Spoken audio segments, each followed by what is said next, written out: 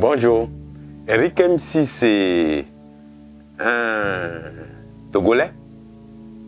À l'état civil, je me nomme Mensa Ayaovi. Et par le temps, je suis devenu Eric MC de Black Nigga.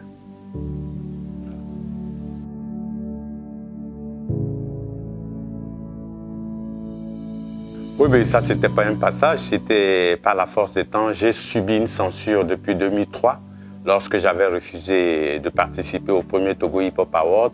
Et quand j'ai commencé à parler de cette censure, les gens ne croyaient pas, les gens, chacun me disait à sa manière, chacun me vilipendait. Donc je me suis réveillé un matin, j'ai dit non, il faut que j'écrive un mémorandum sur la censure. Et à partir de ce mémorandum, j'ai constaté que l'histoire même du hip-hop n'était pas connue par les Togolais parce que M. Feu Adéoussi Basile avait écrit un livre sur la musique togolaise de la tradition à la modernité. Et le passage 24, le livre à partir du passage 24, où il parlait du hip-hop, il a mélangé les pédales. Donc il fallait rectifier ce qui s'est passé. Donc à travers le mémorandum, j'ai continué en même temps. Je me suis dit, mais pourquoi ne pas écrire l'histoire de la révolution du hip-hop au Togo? Et c'est parti, je me suis mis à table. Et comme j'étais la pierre angulaire de ce mouvement, et je savais qu'il fallait retracer le parcours de tout un chacun. Donc c'est là que c'est parti et j'ai commencé à écrire le livre. Voilà.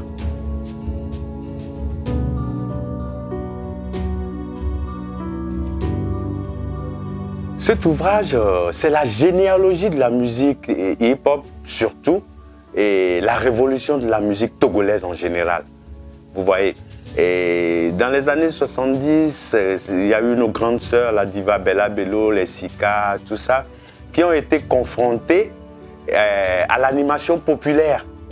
Et dans les années 70, quand le feu président Yadema avait pris le pouvoir, il est allé s'inspirer du Zaïre pour l'animation populaire. Donc la musique de connotation étrangère était censurée sur les médias togolais. En ce moment, c'était Radio Lomé, la RTNM, la chaîne togolaise radio, télévision nationale, et quelque chose comme ça, RTNM. Donc, on ne jouait que la musique française, mais la musique reggae était interdite, la musique américaine était interdite, sauf le gospel. Et puis, donc, quand le rap est arrivé, tout ça, ça ne passait pas sur ces médias.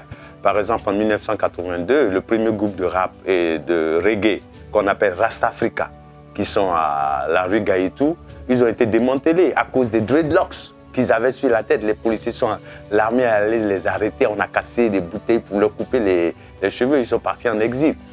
À partir de notre qui a commencé le reggae, ils sont tous partis. Tous ceux qui essayaient de faire du reggae sont partis. Mais quand nous sommes arrivés, on a été confrontés à beaucoup de choses. On a été confrontés d'abord au régime en place. Ensuite, il fallait essayer de convaincre les Nana Benz parce que notre tenue aussi n'était pas en commodité avec la vision. C'était le moment où les Nana Benz étaient fortes. Il y avait l'armée aussi parce que, qu'est-ce que les forces de sécurité, je veux dire, parce que le rap, la musique rap reggae est associée à l'artérophilie. Vous voyez, il faut prendre les pécoco, gapococo, donc il y a eu tout ça. Et donc voilà pourquoi il fallait écrire cette histoire pour le mémoire de la génération future, pour que demain aussi ça puisse servir à des jeunes étudiants pour leur mémoire.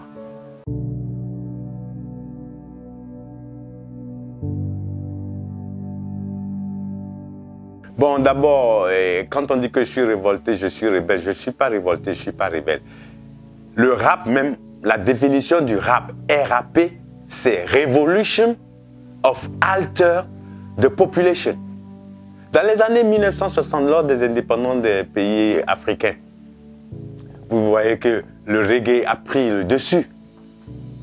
Le rap aux États-Unis, les Noirs américains sont sortis de l'esclavage, du racisme, de l'apartheid à travers le rap. Donc ce qui a contraint nos dirigeants africains à séquestrer cette musique-là, ne pas laisser rentrer cette musique-là dedans. Mais nous, comme nous sommes nés à l'extérieur du Togo, on a connu cette musique. Et quand on est arrivé, on devait implanter cette musique. Si je vous dis qu'à l'âge de 14 ans déjà, je quittais la famille pour la rue parce qu'il fallait que je sois un rebelle. Il fallait que je sois un révolutionnaire, je sois dans la peau du révolutionnaire. Donc je suis parti dans la rue, je suis resté dans la rue. Mais cette musique-là aussi, le rap, ça éclaire un peu la jeunesse. Vous voyez, donc dans les années 70, 80, quand on a commencé cette musique-là, on nous traitait de gangsters. On a fait la prison pour notre liberté d'expression. Vous voyez, et il fallait aussi être gangster pour pouvoir... on a dormi au grand marché, on a dormi dans les rues pour pouvoir imposer cette musique-là. Vous avez vu aux États-Unis, quand les NW ont démarré, ils ont parlé des réalités, fuck de police, tout ce qui se passait dans les ghettos. Donc il fallait raconter ça. Et quand on racontait cela, il y a eu aussi l'avènement de 1990, le 5 octobre 1990, où le rap a pris là, en avant. Vous voyez, on était dans les rues, on lançait les pierres. C'était nous les Equimog en fait. C'était pas les étudiants. Les étudiants, c'est vrai qu'ils sont partis du palais de la justice, mais dans la rue, c'était nous les Equimog. Et le rap était en avant. Donc c'est là que la jeunesse a compris que mais il faut la révolution. Donc le rap est rentré dans les mœurs. Mais on a tardé beaucoup à sortir parce que il n'y avait pas de moyens. Il y avait une seule télé, une seule radio. Et quand la révolution est passée, il y a commencé à avoir l'afflux de plusieurs radios, les radios privées. Donc on a eu un peu de chant. Et voilà, il y avait FM Liberté, ensuite il y a eu Canal+, il y a eu Légende, il y a eu Nostalgie, il y a eu X Solaire. Donc on a commencé à pouvoir, le rap a commencé à rentrer dans les maisons. On faisait aussi des matinées au réfectoire du lycée de Tocoin. C'était pour mettre la musique dans les écoles. Au lycée de Gbenyedji, les récitals. Donc on a essayé de mettre le rap, mais ça n'avait pas d'ampleur parce que les gens ne parlaient pas bien le français ni l'anglais. Et c'est là où j'ai eu l'idée de transformer le rap en minant. Donc j'ai travaillé le rap en minant et ça a pris. Donc ceux qui étaient Kabylie, ils l'ont repris en Kabylie. Donc voilà. Et en 1997, vous savez que de 90 à 97, il y a eu le régime qui avait une image ternie où tout le monde était parti, avait laissé le régime en place. Donc, quand le régime RPT faisait ses 30 ans, on a eu cette aubaine, cette chance que le régime nous a tendu la main. Donc, c'est là où le rap a pu passer sur les médias nationaux. Vous voyez, la TVT, on a fait une tournée sous un festival de musique hip-hop, une tournée de 5AC à Lomé, où ça devait finir par une compilation. Et après ça, l'ouverture est partie, le centre culturel français, on a commencé à organiser les concerts un peu partout. Et il y a eu maintenant l'avènement des TIC. Il y a eu l'avènement des TIC et les studios ont commencé à pleuvoir dans les maisons. Et en 2000, on a fait l'indépendance du hip-hop. Ensuite, la consécration du hip-hop. Et après, les albums ont commencé à sortir. C'est là que vous avez découvert le rap sur tous les médias. Donc, ce livre va retracer l'histoire, comment c'est parti, les premiers, les pionniers. C'est vrai que ces pionniers-là, ils n'ont pas produit des albums, mais quand même, ils ont posé des pierres. Et il faut en parler. Et voilà pourquoi il fallait écrire ce livre obligatoirement pour le mémoire de la jeunesse future. Parce qu'aujourd'hui, ceux qui ont refusé, ont régné le rap hier, ce sont eux qui financent aujourd'hui leurs enfants, leurs progéniture. Parce que les parents aujourd'hui de ces jeunes rappeurs aujourd'hui, ils étaient mes amis ou mes grands frères hier. Et qui nous ont rejetés, qu'on était des voyous. Parce qu'avec nos styles, dans le temps, il fallait s'habiller en mawa, en tissu pagne, classique. Maintenant, on était déjà dans les jeans déchirés. Maintenant, la différence aujourd'hui que je me pose une question aujourd'hui. Hier, nous, on achetait les jeans, on les déchirait. Aujourd'hui, les jeunes vont acheter les jeans déjà déchirés dans les boutiques. Et c'est qui les plus fous? Ou bien c'est qui les plus révoltés? Nous, on les achetait, on les déchirait. Aujourd'hui, eux, ils vont acheter ces jeans déchirés. Les piercings, les tresses. Tout ça, là, on a eu à affronter le régime et les nanabènes. Mais aujourd'hui, même ces nanabènes, leurs enfants se percent jusqu'au perce le nombril. Vous voyez que la révolution a pris. Donc, cette nation hip-hop a été imposée au Togo aujourd'hui.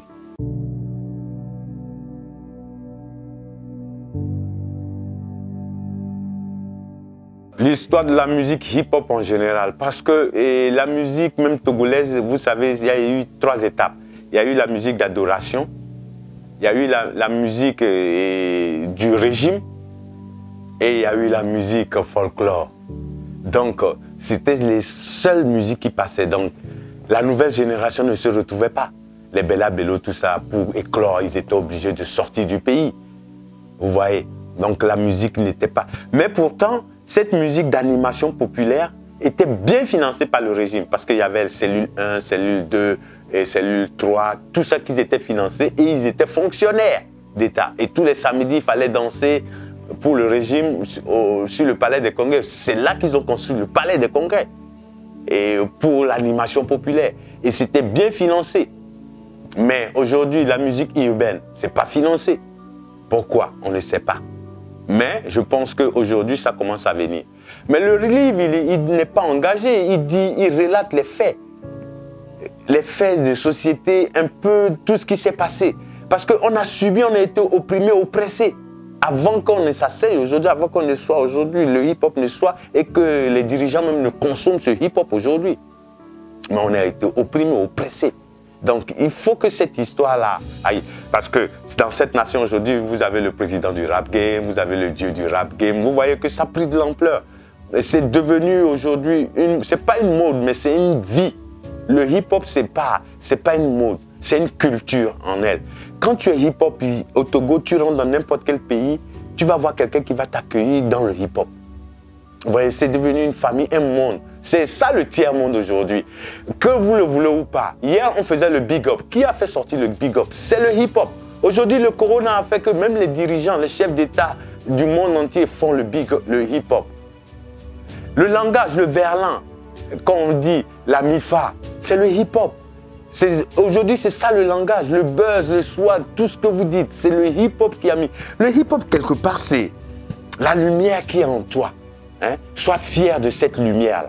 Quel que soit qui tu es, ce que tu as, sois fier quand tu as le souffle de vie et que tu peux devenir quelqu'un. C'est ça que le hip-hop essaie de faire sortir en tout un chacun de nous. Quand tu écoutes la musique hip-hop, automatiquement, et quand tu sors de chez toi, tu as les épaules hautes. Tu te sens homme, tu te sens un être humain, quoi. Voilà, c'était ça la différence. Alors que la musique, comment dirais-je, de connotation, animation, tout ça, ça servait un seul homme, un individu. C'était lui le Dieu. Il fallait chanter sa gloire. Mais c'était aussi pour abrutir la population. Pour faire croire que c'est ça, mais ce n'était pas ça.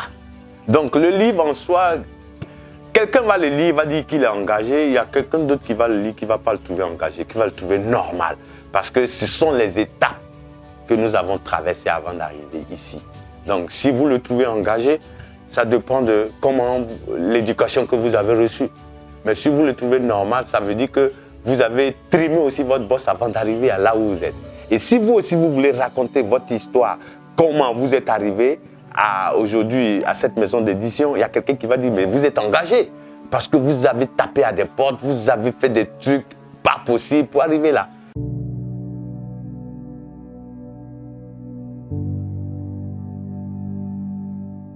Le projet autour d'Oliva, c'est essayer de le mettre dans toutes les librairies, en vente partout, surtout jusqu'au nord et aussi à l'extérieur parce que la diaspora aussi veut connaître l'histoire. Depuis que j'ai annoncé le livre, tout le monde en cherche.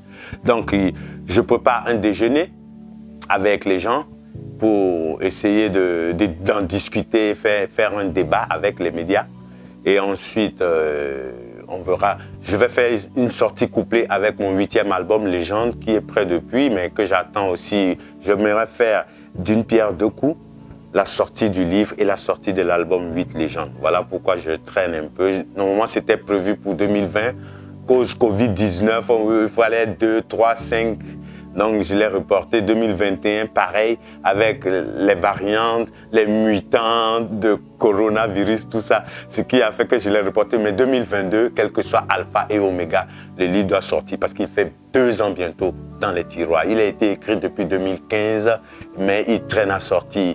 Donc, il faut qu'il sorte aujourd'hui. Les gens me harcèlent sur les médias, sur les réseaux sociaux. Le livre sort quand, le livre sort quand. Hier, même quand j'étais à une soirée, on me demande encore le livre. C'est pour quand on l'attend avec impatience. Les journalistes en réclament. Tout le monde veut savoir l'histoire du hip-hop togolais. On a réussi à avoir les médias nationaux lors du parrainage avec du chef de l'État, Feuille Sigbe, pour le Festival national des musiques hip-hop en 1997.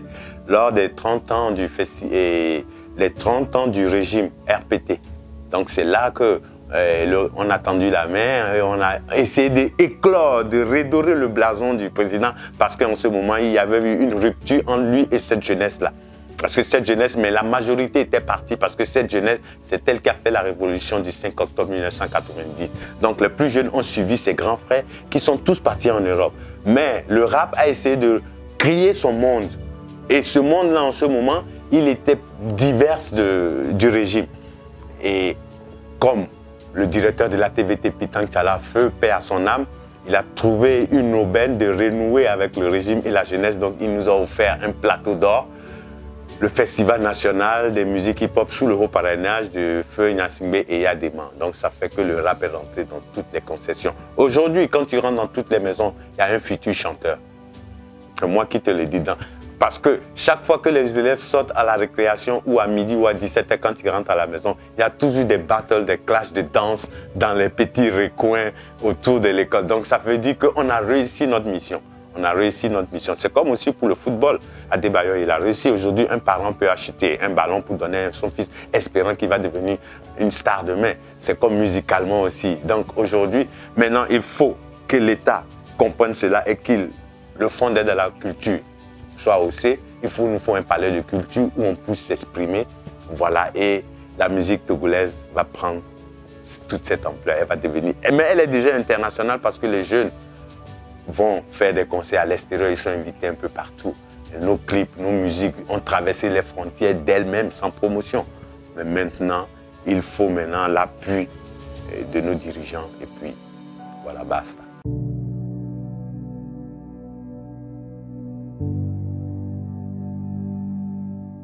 Si on me demande de faire un a cappella, je ferai Gangsta. Vous savez pourquoi Gangsta? Parce que Gangsta a été lancé un 31 décembre à minuit sur la TV2. Et le lendemain, le directeur de la télé a appelé pour me dire que la haute maison, la maison blanche togolaise, a demandé qu'est-ce que ça veut dire FF-To. Mais FF-To, ça a été une bagarre entre moi et mon ingénieur de son. Parce que moi, quand je faisais le rap, j'ai dit Fianfito. L'ingénieur m'a demandé qu'est-ce que ça veut dire Fianfito parce qu'il ne comprenait pas, c'est au Ghana, je l'ai fait. J'ai essayé, il m'a dit non de lui donner le mot. Et je lui ai dit ça veut dire voleur. Il a dit non qu'il n'allait pas enregistrer. On a fait une bagarre de 2 heures de temps pour ce mot. Mais à la fin, c'est ce homo qui m'a sauvé. Parce que quand j'ai dit Fianfito, FF-To, quand le DG m'a appelé pour me demander, mais on a demandé savoir qu'est-ce que ça veut dire FF-To, sans réfléchir les faux français togolais. Ah oui, c'est ce que j'ai dit au président, tout ça. Donc j'ai dit, ah, mais cette chanson m'a fait partir en exil. Je m'oppose, sans pause, me pose, m'impose en pro contre des vérités fausses. J'ose parler de l'origine, la cause et pose un regard profanateur sur l'église des lâches, sur dosage d'expression, telle sera ma tâche. Alors vire de ma ligne de mire, si tu veux pas agir, m'oblige pas, t'as fini par choisir le pire digital, tu sais garder est avant-gardiste, en tout cas marginal, anticonformiste, le pouvoir dans nos têtes, l'avenir dans nos mains, jeune certes, mais la lumière vient.